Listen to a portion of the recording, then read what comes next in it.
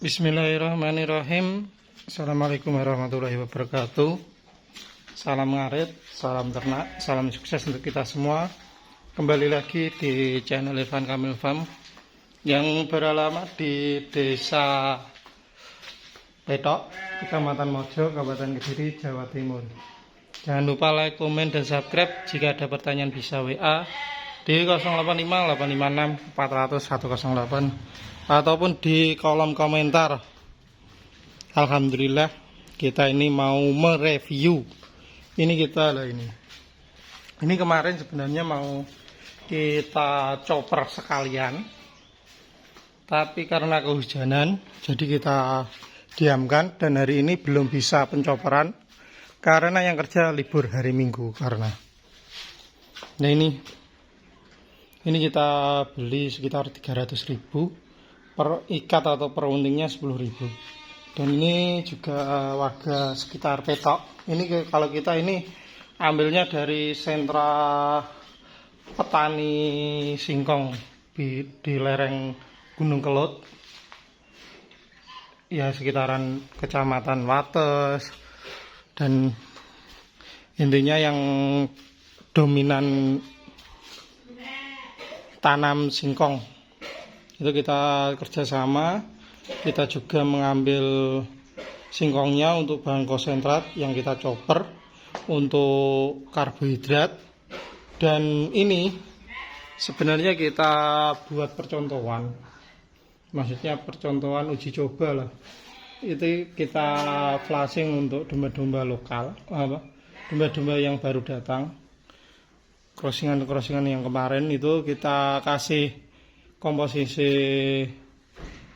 daun singkong. Ini hasilnya sangat berbeda jauh dari kekenyangan dan kegemukan, itu berbeda dibanding katakan kemarin 40% daun singkong, 50% rumput pakcong dan 10% konsentrat. Itu hampir sama kalau kita konsentratnya sekitar 15-20%. Kalau kita hanya mengandalkan fermentasi rumput pakcong. Dan ini juga kita sebelumnya kita pas waktu pengambilan singkong kemarin juga ada pelaku kambing perah juga mengandalkan daun singkong, juga ada pelaku PE juga menggunakan daun singkong. Itu sebenarnya kalau peternak sekitar lereng Kelut itu sangat mengidamakan daun singkong. Karena yang paling utama ya untuk sapi, untuk kambing, untuk domba itu hasilnya bisa berkualitas dan cepat gemuk tanpa ada tambahan, ibaratnya tanpa ada tambahan konsentrat. Mungkin cuma ini ditambah lagi katakan rumput-rumput yang lain, tidak ada konsentrat. Dan kalau kita sendiri, kalau wilayah Petok itu yang banyak mungkin peternak-peternak yang lain mungkin tidak berani mengaplikasikan kulit singkong. Tapi kalau wilayah sekitar Petok ini kalau daun singkong tidak berani. Ini banyak musim penghujan, banyak yang menawarkan sekitar bantaran sungai kan ditanami singkong yang biasanya daunnya itu untuk disetor ke pasar untuk konsumsi. Dan sekarang kan mau rombak ya banyak yang menawarkan karena tahu kalau saya menggunakan daun singkong. Semula ditanami rumput, gagal karena tidak punya ternak dan bertahan kita dirubah ke daun tanam singkong. Dan sekarang peternak-peternak sekitar Petok tidak berani menggunakan atau mengaplikasikan daun singkong, kita aplikasikan. Ini 300.000 30 bongkok. Jadi gini, antara daun singkong, kulit singkong itu semuanya berbahaya. Ada resiko hampir sama seperti lamtoro. Tapi berbeda dengan kayak sekam giling, janggel giling, oh ya, kulit kacang, jerami. Kalau di domba lah, itu berbeda bahayanya antara bahan-bahan itu tadi katakan. Kalau di domba jerami itu dihindari. Apa? Janggel kalau saya menghindari karena sudah pernah motong, faktor janggel. Sekam juga pernah. Kulit kacang tanah belum pernah, tapi teman-teman peternak menyarankan untuk tidak memakai kecuali penggemukan. Dan untuk penambah protein, urea itu yang perlu dihindari. Kalau kita sendiri, kalau bahan-bahan seperti unsurnya dari singkong, itu tinggal bagaimana kita mengelolanya, bagaimana kita memprosesnya. Kalau kita katakan baru panen, kalau daun singkong lah, kita kalau pemberian baru panen kita diamkan seperti ini di tempat teduh, baru nanti dikasihkan tidak masalah. Dan yang paling utama, ternak itu tidak kelaparan. Kalau kelaparan ya tetap beresiko kembung dan lain-lain lah. Dan kulit singkong juga hampir sama. Kalau kita pemberian itu wajib dia makan terlebih dahulu, intinya biar tidak ada kembung dan keracunan seperti itu. Kalau dia sudah kenyang, kita berikan kulit singkong langsung, ibaratnya kita langsung proses, kita berikan tanpa ada perlakuan, itu ya enggak apa-apa. Semula kan dulu kita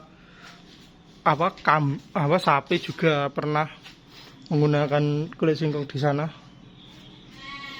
Jadi kalau kulit singkong, daun singkong itu bagaimana kita cara pengolahan. Dan yang paling utama kalau kita pemberian, jangan sampai ternak itu kalau segar, tidak difermentasi, tidak disilase, itu dia posisi lapar atau sangat lapar lah.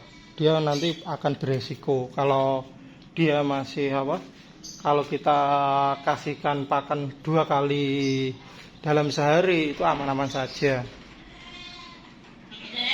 Kalau ya yang paling utama kebiasaan dan kita bagaimana cara pengolahan. Kalau daun singkong ini dari dulu kita mau memindset daripada tebon jagung. Ini sama-sama kemarin kita nilai sama-sama harganya sekitar 500 sampai 700 per kilo. Itu akan kualitasnya berbeda. Kalau tebon jagung nanti meskipun tidak ada kendala, maksudnya keracunan dan lain-lain, tapi kalau nutrisi, kalau menurut kita sendiri itu kekenyangan akan lebih kenyang, karena ya yang paling utama batangnya juga akan termakan, daunnya juga bernutrisi. Yaitu kalau katakan lamtoro itu juga nutrisi tinggi tapi juga beresiko untuk ada racun. Tapi kalau diolah, disilase atau dicampur bahan-bahan yang lain, ya aman-aman saja.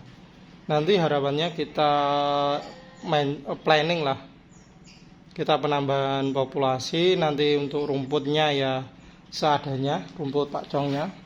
Tapi kita nanti kita tambah lagi dengan pembelian berupa daun singkong ini. Soalnya kita kalkulasi katakan itu hampir sama lah, tapi kalau kualitasnya jauh berbeda dengan daun singkong di situ. Kita menggunakan pengol singkong juga, menggunakan singkongnya juga. Kita mengandalkan dari karbonnya. Dan kalau kita rambah-rambanan katakan Indoguvera, Gamal itu kelamaan dipanen orang terkadang. Karena ya bukannya dulu kita katakan mindsetnya orang-orang domba itu tidak mau rambanan, ya banyak yang memanen. Tapi sekarang ya dengan tahu kita pakannya semuanya kita berikan, yang kita hindari yang bahan-bahan yang tadi lah. Nanti kalau besok mungkin akan kita review juga setelah pencoporan. Ini apa? Soalnya daun singkong juga itu punya ketagihan hampir sama seperti orang merokok. Kalau tidak merokok kan kecanduan lah di situ. Hampir sama di situ. Kalau kita lihat kemarin kita uji coba 5 bongkok itu habis, dan yang biasanya makannya cari-cari daun singkongnya. Dan yang paling utama, yang paling membuat ketagihan itu kalau kita ternak kita itu dari unsur singkongnya. Kalau singkongnya kan kita membuat ternak itu biasanya kalau semula menggunakan konsentrat kita atau di kandang kita terjual, itu biasanya kita berikan pakan adaptasi biar dia tetap ada merasakan singkong-singkongnya. Baru nanti lambat laun akan berganti pakan, tidak masalah. Intinya setelah 1-2 hari di pembeli itu kita berikan pakan pendamping. Setelah itu ganti, tidak masalah. Yang paling berat itu kalau dari kita langsung kita kirim tidak ada pakan pendamping, dia stres kandang, pindah kandang, stres perjalanan, stres pakan, itu yang akan berisiko. Dan kalau berbeda lagi, kalau teman-teman yang jual beli itu biasanya pakannya yang paling utama ternak kenyang, ternak sehat kan di situ. Kalau kita kan apa? Nah itu dia teriak minta apa? Minta daun singkong gitu. Kalau tadi ini bukan hari Minggu, itu mungkin kita langsung kita chopper, kita berikan, tidak masalah. Kemarin tapi yang ABK kita tidak berani memberikan karena ya pernah kejadian di kambing, yaitu dengan menggunakan daun singkong itu memotong. Jadi kalau pemberian daun singkong ya kita sendiri yang biasanya yang beri pakan. Soalnya kalau wilayah barat sungai itu jarang, barat sungai Brantas, Kediri itu jarang yang menggunakan daun singkong. Jadi mereka mayoritas fobia lah menggunakan daun singkong di situ. Mungkin besok atau nanti akan kita review juga yang domba-domba yang bunting. Dan yang sudah USG ada F1 Dorper, ada Texel juga, ada sekitar 6 lah. 7 yang 2 F1 Dorper, 5 Texel. Mungkin sekian dan terima kasih. Jika ada salah kata saya mohon maaf. Salam ngarit, salam ternak, salam sukses kita semua. Assalamualaikum warahmatullahi wabarakatuh. Semoga bermanfaat.